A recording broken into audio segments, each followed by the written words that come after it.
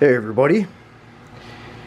So today we're going to talk about, and this is a very long-standing discussion about load-bearing equipment and plate carrier systems. The biggest question that I've been seeing, and it's been being put out time and time again by various channels and products companies and things like that, training groups and things like that. The question is, what is the best system? Load-bearing equipment, plate carrier, protective system, whatever it is. In that realm, what is the best system? The answer is there is no best system. There is only the system that is best for you, catered to your needs and your environment. Simple as that. But we'll go over some stuff here. I've got various different systems that I've picked up and played with and use in various different capacities and things like that, and we'll talk about some of that stuff. I'll give some kind of product details and things like that, but we'll go over that here. We'll start with plate carrier systems.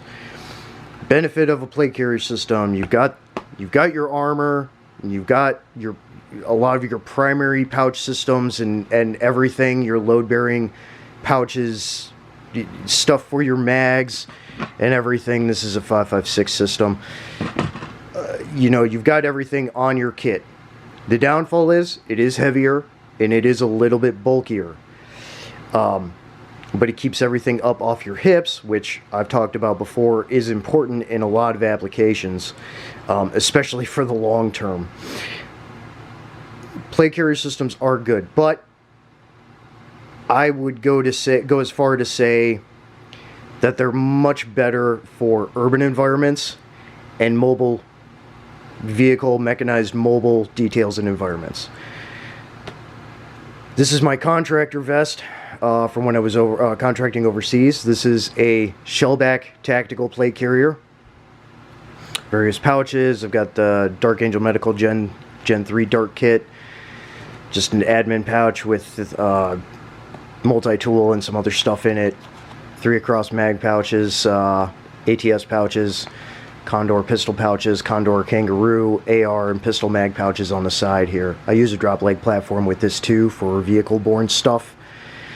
I've detailed that in my other video on overseas contracting loadout. That's that system. The other plate carrier that I have, and I've talked about this in depth too, especially with the adjustments and modifications that I did to it, was the 511 Tech plate carrier. I got it in the Geo7 camo because I love the Geo7 camo. Veil camo is brilliant with that. They did a really good job on it, and 511's kind of dropping the ball on having different types of products in the camo system to match and boot for a full service, full spectrum loadout in the camouflage. So I've got ATS multicam or OCP mag pouches on there, as well as a Condor one, drink holder, admin pouch. Med kit's not on here right now. I use this admin pouch kind of as a blowout kit too a little bit. Obviously, the things I don't like about this system was that quick release cordage bullshit that snags on everything, and people can fuck with you with that and rip on it and the whole shit falls apart. So got rid of that. Decent little plate carrier. Love the camo, but the padding is great on it and everything. It vents really well. You can see the padding in there. It's nice. It kind of keeps it a little bit off your body, pads really well, and helps you breathe. Padding on this system isn't as great, but the pads on here are fantastic. The adjustment system on here is by far better than this one. Shellback Tactical did a good job with this, and they have newer versions and variants of their stuff now, and they're fantastic. Highly recommend them if you're going to go with a plate carrier. Let's go to more standard load-bearing equipment types. Apart from Alice gear, which is tried and true, I used it in the early days of the military training, going through OSIT, and when we would do MOUT training and using Miles gear and all that stuff. That's what we had for a time until we moved to the Interceptor body armor system, the IBA system, which was a Kevlar plate carrier system, just a lot fucking heavier. The alternative to that is the MFH. This was an early MFH manufactured Type 83 South African Defense Force style battle jacket load-bearing equipment system. So it has a back compartment for the hydration vest. You've seen my paint job on this video and the dye job. It is originally UCP for our ACU systems. This was a secondarily issued component for several active duty components, National Guard units, some reserve units and stuff. I got one. My buddy in an MRLS National Guard unit, MLRS unit got one. A bunch of us got these. Not everyone did, but a bunch of us got these, and we would use this in the stead, especially stateside doing training and things like that. But I've done the paint job on it. As you can see, I've catered it to my needs and my environment. Also just a 5.56 system. The nice thing about plate carrier systems compared to a system like this is, you know, obviously, you know, AK mags and stuff are not going to fit in these pouches. You can't remove any of these pouches. It has a lot of pouches and a lot of great positioning and everything. I can hold a lot of mags in here and a lot of other stuff. Hydration, you know, admin stuff, blowout kits, maps, grenades, anything and everything I would need I can carry on this system. Standalone.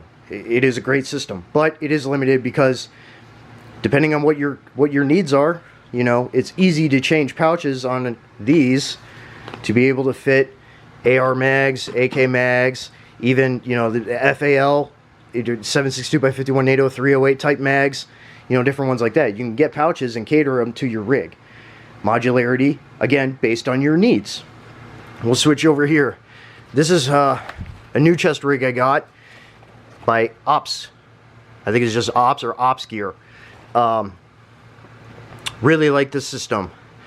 4-panel across the front that can fit 8 AR mags, or it also fits AK mags and 7.62 NATO mags. I really like this one. This and the Helicon Tex Guardian chest rig are my two favorites. But the pads, the strapping and padding on this one is actually a lot nicer than the Helicon Tex one. Very impressed for a Hong Kong made chest rig. Thankfully not made in China. And it's got smaller pouches on the sides here for pistol mags or flashlights, tourniquets, whatever. 2 larger pouches on the sides for hydration, admin, blowout, whatever. And then it's got 2 internal with cord retention admin pouches that you can put further mags in or other stuff. As far as the chest rig goes, I really like that. That's a very good chest rig, good load bearing equipment, and it can carry just about everything you need. Talking about the load bearing equipment, because with plate carriers, you've got inserts, you've got the capability of having the plate right on there. But with these load bearing systems, guess what? There's no armor. Now, in a Minuteman and reconnaissance applications, you want to be light. You want to be as light as possible. You want to be mobile. You need to be able to be flexible and move quickly, both to save your ass and you know, every other need to get to an objective faster, whatever it may be. In the stead of that, if armor is going to be necessary and relegated or required with load-bearing chest rigs, battle jackets, Alice web gear, and all that stuff, you're going to have to run a slick vest, whether you have Kevlar soft armor in it or not, and then you're going to be running something like ceramic speed plates in various sizes, duty plates or speed plates in there, or you're going to be running full size, full cut plates. This is just an example, okay? I know some people don't like steel plates. These Pericles ones are ceramic. That was some 511 or AR500 steel plates there. So, and these are Pericles ceramic plates. I've used these for a couple of years in my protective details for executive protection work, and then on the on my last federal contract that I left. So you have options. You have options. Relegating when you need armor. You've got a slick vest that you can wear, or get a discreet or slick vest that you can wear under these.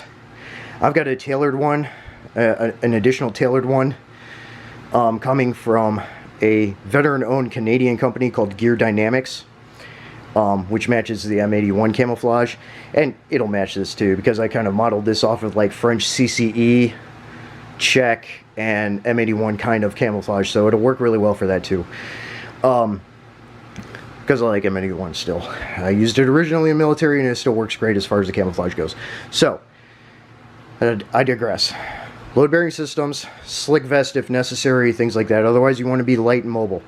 You're not going to be as light in a full-on plate carrier system. And like I said, these are much better for urban environments, other exigent situations, and in a vehicle.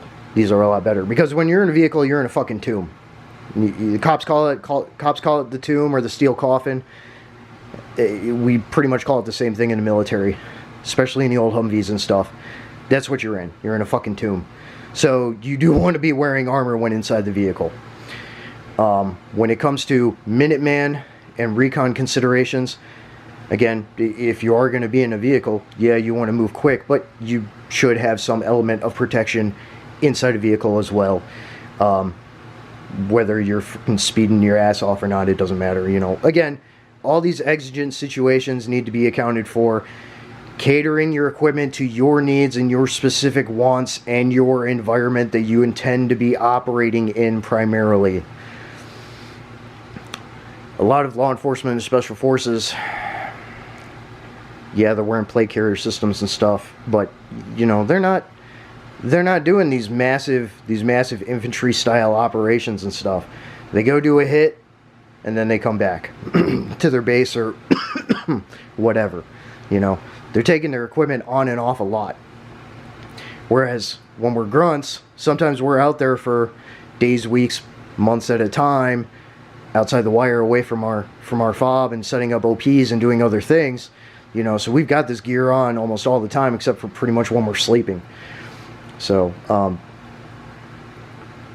there is a difference to the intensity, the intensiveness, the intensive quality of how operations are conducted in a plate carrier system. In a Minuteman system, dealing with your own property, bugging out, shit hits the fan, you know, situations and things like that, these are probably going to be better for you.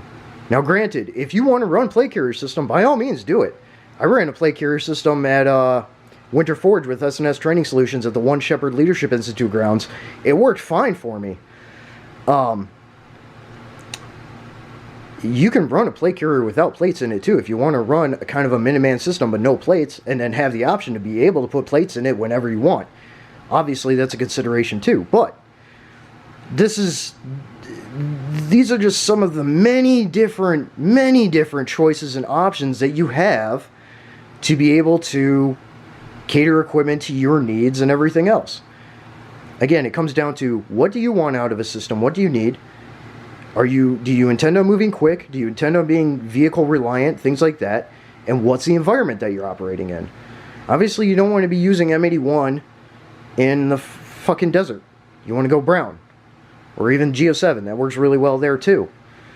You know, there's considerations like that too. You know, what camouflage are you going to be wearing? You know, how are you going to be conducting yourself and being organized in the environment that you're operating in, apart from knowing what you're doing as far as where you're going, what your route planning is, all of the other logistical nuances and greatness that comes along with that. So these are just some options. So you've got your load-bearing equipment, you've got plate carrier systems. Is there a best one for everyone? No, there's not. The system that works best for you and your needs and in the environment that you are working in. I'll say it again. Kind of closing note, helmets, further protective equipment. Again, in a Minuteman and light reconnaissance and recon kind of thing, no, you're not going to be wearing a helmet per se. If you're in a vehicle, yeah, I would just suggest wearing a fucking helmet. If you really know that you're going into a bad situation, which obviously is not advised, but if you have to for some reason, yeah, you probably want to kit up. You probably want to go full bore, have your armor, have your slick vest in your armor under your load-bearing equipment, or have a plate carrier and a helmet system be fully armored. Again, considerations, needs that relegate for the situation that you're going to be in and the environment that you're working. This is a PASGT helmet. This is my contractor helmet, PASGT helmet. I've put the OCP multicam cover on it. And yes, that is an old school PASGT mount for a PVS-14. Guess what? Old kit still works fantastic. I'm not running some super expensive, fancy, high-end communications equipment because likely I'm either going to be by myself or in a small team of maybe 2 or 3 people. I don't need a high-cut helmet. PASGT, got my radio systems established and an earpiece and things like that, but I don't need that. I want the extra protection. Thank you very much. And it works great. That system works fantastically. So, just considerations. You don't have to spend the big bucks to get this super high-end Gucci equipment that you're seeing from certain retailers or certain channels and personalities and things like that. You want to rock some of the old school equipment? Dude, it's going to work out great for you. Look at Alice Web Gear, like I said before. Alice Web Gear, PSGT helmets, and that is a modernized one. It has modernized padding on the inside, okay? So it's basically got your like Mitch ACH padding inside a PASGT helmet, which is really fucking sweet because I like that added protection. And guess what? There's mounts still for old school mounts for PSGTs for night vision. I could put all kinds of different optic night vision on there with adapters. I could put PVS-7s on there, you know, or whatever. PVS-14 works fine. I use a PVS-14 variant the entire time I was in the military, a monocular. Worked great. Okay, so to close this out,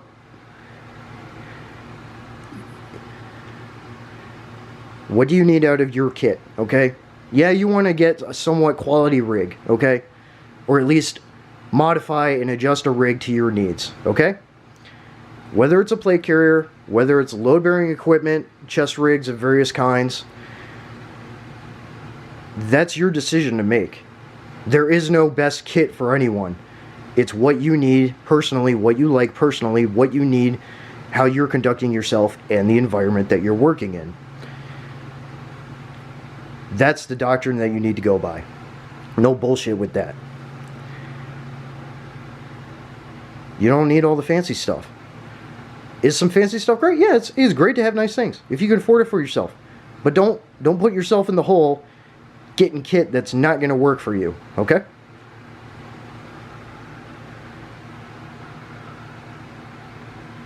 Take care, folks. Out.